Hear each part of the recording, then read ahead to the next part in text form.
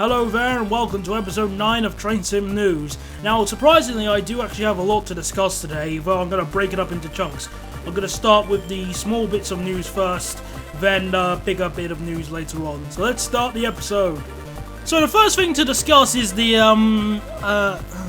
wait a second, I need to get my... Oh yeah, the Armstrong Powerhouse released the Class 66 pack last week. Joking aside, I'm on two sides regards to the sound pack. Part of me should say, well, it's about freaking time. It's about 5 years since you make the original, not as good Class 66 sound pack, which is now being discontinued. However, the other side of me says, alright, it sounds good, it sounds better than the default, but I don't know, in the cab it sounds way too quiet. Considering of how loud it gets in the cab. I mean, I've actually been near a Class 66 or 59, technically, same train. They are actually fairly loud, and it suffers the same faults as the Class 47 sound pack in the fact that, yes, it sounds better, but it's too quiet. And if I try turning up my speakers, I get a huge amount of distortion. That's not the Armstrong Powerhouse's fault, that's my fault for getting these really bad Labitech speakers that we've had for over 5 years, so... that's my own problem there. Bottom line is, I do think the volume in the cab could be increased slightly, or, you know, just to make it sound much more louder to the point where, you know, yes, it's a really loud train. I want to feel like I'm inside a Class 66, but I don't. Granted, like I said already, it's better than the default. It sounds alright, much closer to an actual Class 66, so we have that. They also added a few other features, such as the overhauled physics, which is something I appreciate. They also added a few other gimmicks more so, such as the EM2000 display and the temperature simulation, which, to be honest, again, I just call those gimmicks. This doesn't really improve the gameplay that much. I just turn them off. I don't even care about those. So sorry to the guy who made that, I just don't care. However, there is one major disastrous downside if you decide to install the Class 66 sound pack. If you install it, you won't be able to drive career scenarios using the Class 66 anymore.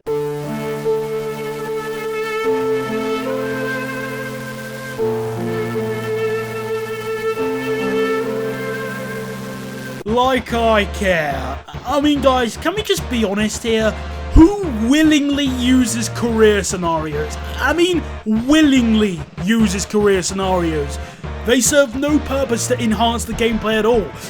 You know, people may tell me, oh, you get experience points. Oh yeah, well, unlike a game which actually has optimized experience points, like Pokemon for example, the experience points here do absolutely nothing. And in fact, the only real thing you're going to get from it is bragging rights, and to be honest, I'd rather show my internet history than show my bragging rights for Train Sim. And considering the places I've been on the internet, that's certainly saying something. Oh, by the way, if anybody plays Pokemon, specifically X and Y or Omega Ruby Alpha Sapphire, please send me your friend code so I can 1v1 you with a completely legitimate strategy. I'll tell you something else which can be very annoying though. Let's say you were one of the people who bought the original Class 66 sound pack. Well, guess what? You won't be able to get a discount. You have to buy it again. And his reasons are... oh, would you look at that? The time argument! I've never seen that argument before, have you, Froggy? Do you want to know something which I find really funny?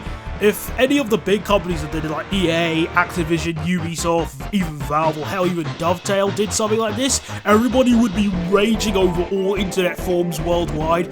But since the Armstrong Powerhouse did it, they get a free pass because... I don't know, Armstrong Powerhouse, that's why. So yeah, hypocrisy is a man's best friend, alongside dogs.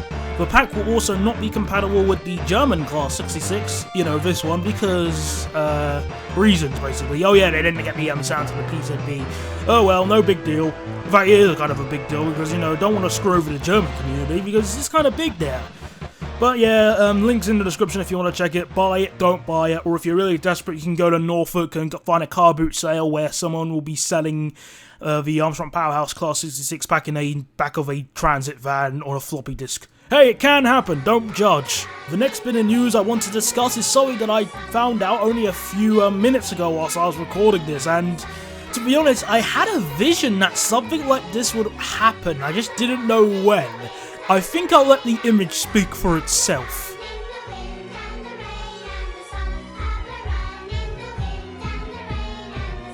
For those of you who have seen my previous videos, you will already know that I have an anti-Patreon stance, and it usually falls under the fact of, if you cannot prove your legitimacy for using it, or you're just using it for the sake of using it, or you are making it out as if someone who doesn't support you on Patreon is severely disadvantaged to someone who does, then I'd say you're abusing a broken system, and that's a complete no-no for me. The first person who I discussed about using it was PTG Rail, and you know, I'm still got the same opinions on it now as I do then. Now, to be fair, this is far from the worst Patreon campaign I've ever seen, but it's got a few bits to show you which are just noteworthy and pretty obvious signs that this train simulator community is going to crash and burn one day, and it's people like these which are going to be the main cause of it. So just taking a look at the page, we see some lies already. Blue Rail is creating Train Simulator add-ons. Train Simulator at its best. Well, no, you're not creating Train Simulator add-ons, you're just creating reskins. Overhyped reskins, to be precise. And you're anything but the best. That is just blatantly pretentious. I've already mentioned the same things over and over again. And when you scroll down, you see that video there. That was the advert that I ripped apart to shreds in my first episode. When you look at the first real paragraph or information, it says, we create high... sorry, here you go. We create high-quality train simulator content for free, but it costs to keep our website and content online. We have to pay for hosting costs, domain services costs, and a lot more. Woohoo! I get to use this reaction clip from a show that not many people know of. What? No, really? I had no idea. I mean, wow, are you kidding me? Yeah, you might as well have told me if the sky is blue or air is made out of oxygen and other elements that I can't remember off the top of my head. That paragraph you wrote there does not convince me to donate a penny to you, let alone the money you're asking for. If we scroll down, we get to see what they're actually asking for in terms of money. Pledge $5 or more per month and you get early access to all content. Oh yeah, because, you know, I'd love to pay money just so I can get something like a week early. Really? I would never do that with regards to the news show. If someone came up to me and said, hey, I'm going to give you a $5, can I see the episode one day early before anyone else? What benefit are you going to get? Because if you just give me money, I'll just run with it and just use it to buy more furry commissions. No, nothing, you didn't hear anything. If you pledge $10 or more per month, you get early access and exclusive content. Oh, so you're pulling a Sony. Brilliant, thank you very much. Yeah, GG. If you pledge $15 or more a month, this is where all the problems start beginning. You get early access exclusive, but you have your ideas created. So basically, reskinning commissions? Oh my god, that is where I draw the line. Why is everybody trying to capitalize off this game to such a ridiculous extent? What kind of person would go up to someone and say, I'd like you to do a reskin for me, but can I pay you $15 or whatever that is in pounds to do that? Why is everyone trying to make money off of literally everything? You already made the jokes, you know, you have to pay for the game, you pay for trains, you pay for the routes, you pay for scenario packs, you pay for sound packs, you pay for lighting enhancements, and it's gonna get to the point where people are gonna charge if you want somebody to do a reskin for you. Well, I swear, I really hope there's another video game crash soon, so something like this can just bleed and stop. It's not funny. It's not clever. It's just a perfect example of greediness. That's what it is. Just utter greed. I'm really not too sure if this is some sort of bait or not. I doubt it is, because you'd have to really waste a lot of your own time to say, oh no, I want to be mentioned on the news show, I want to get free publicity, because that's not how it works. Not all publicity is good publicity, okay? You guys certainly know that. Alright, but yeah, that's all I have to say in regards to that. Screw it and confine it to the bowels of hell itself. So the last thing to discuss today is related to the West Coast Mainline Trent Valley again. I swear this is the third time I've been talking about this route. Well, after the route was released, I acquired it and I started analysing the assets to see if they were good enough to use on my own route. Short answer, yes they were. It were kind of hard to work with. I had to go into RW Tools and modify some of the bin files so I can actually select them in the route editor. It's a really odd way of what they did with their assets, but I'm not going to go into that. So the assets for the route were actually really good.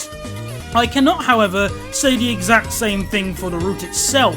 In fact, I have 2 words that perfectly describe this route. Overhyped tosh. Bearing in mind, this is coming from somebody who didn't even have high hopes of the route. I was never super excited about it. I wasn't on the hype train like everyone else is saying, oh my god, this is going to be the greatest route ever on Railworks. It's going to be great. I'll be able to go from Rugby to Stafford. Oh wait, hold on. I'm serious, guys. The linearity of this route absolutely murders it. I've shown you what the map of the area looks like already, and when you take a look at it and you compare to how much they've actually included, you do have to think, damn, this route could have been a lot better. Just for clarity, I'm going to highlight the area that they've included. See what I mean? Really linear? Not much you could do? Of course, to try and defend the linearity, you could try and go to Rugeley Town, which, as I've already stated in the other episode, is not that far away. Same thing for Rugeley Power Station. And because of that, I barely enjoy this route at all. But that's not the worst bit about the add-on overall. In fact, to me, the worst bit is the actual stop they provided. Now, the Class 66 that was provided is pretty much exactly the same as the original one.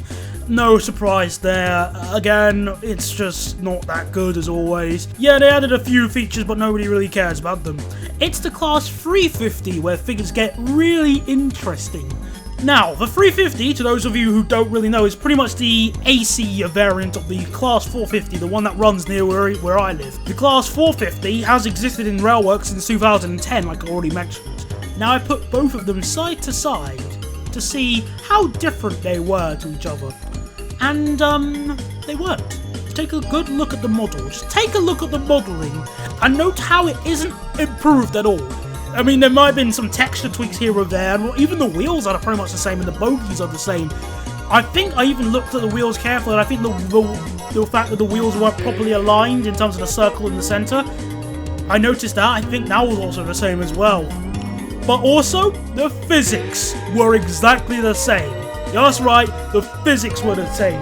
For those of you who remember, the Class 450 was notorious for having some of the worst braking physics known to man. In fact, if you were to stop at its normal braking point, you'd end up going past the station and overrunning it at 40 miles an hour. I did a roughly similar brake test that was done in this video here, and the 350 was still doing 30 miles an hour by the time that the white one, the 444, stopped. I'm going to repeat that. Was still doing 30 miles an hour. And the same braking force. How did that pass through quality control? There is no way that could have passed through quality control. That is unacceptable. But then the community will say, oh, we could just fix that. But why should the community have to clean up your mess? That's my question for you. Dear Lord above, I don't believe that this is the worst add-on ever released for Train Simulator. Far from it. But this is one that has actually made me very angry for all the wrong reasons. You know, just laziness, it feels like, does the main thing. I mean, as a person who critiques quite a fair amount of content, I am willing to accept a few inconsistencies. I'm willing to accept a few errors here or there. However, I am not willing to accept incompetence. And that is what the majority of this add-on relates to. Just incompetence and rushing to a deadline. That's what it feels like. Now, not too long after the route was released, this appeared up on my Facebook feed, which made me scratch my head and ask myself, okay, you're going to make a scenario pack for a route like this. How are you going to make a passenger scenario pack without resorting to doing the same journeys over and over again? Short answer, you don't. No, seriously, look. Stafford to Rugby, Rugby to Stafford. Stafford to Rugby, Rugby to Stafford. Rugby to Stafford, and I'll let you guess what the last one is. Well, hey, Stafford to Rugby. Who would have guessed? Oh, wait. Everyone. Are you starting to see the problem? You know, not being able to branch off the main path really does make a difference now, doesn't it? He also made a sort of preview scenario trailer video very similar to what the Armstrong Powerhouse does. In fact, it really just feels like an Armstrong Powerhouse video, to be honest. Though they can't cash off of it, thank goodness. And, you know, the actual video itself falls under the same railwork cliches that have been around since day one, and the quote that I said in the first Blue Rail episode, which, you know, was, hey, I know how to change the drop-down box, give me attention, guys, could not apply more. He's also announced that he's going to be making a freight scenario pack, Though I can't really say anything else about it because, well, it hasn't even been released yet, and I don't really care for scenarios on this route full stop anymore. Well, that's pretty much all I want to discuss today. It's going to be a shorter episode than the previous ones, so that's something, I guess. The only thing I have to say is that next week I'm going to start making my question and answers video. So if you have any questions you want me to answer, up to 5, and about any topic, and I mean any topic, send them to me over Facebook, IM, comments, etc, etc, I don't mind. Up to 5 questions, I don't mind about the topic. Thank you very much for watching, I hope you have a good day, and I'll speak to you next episode. Goodbye.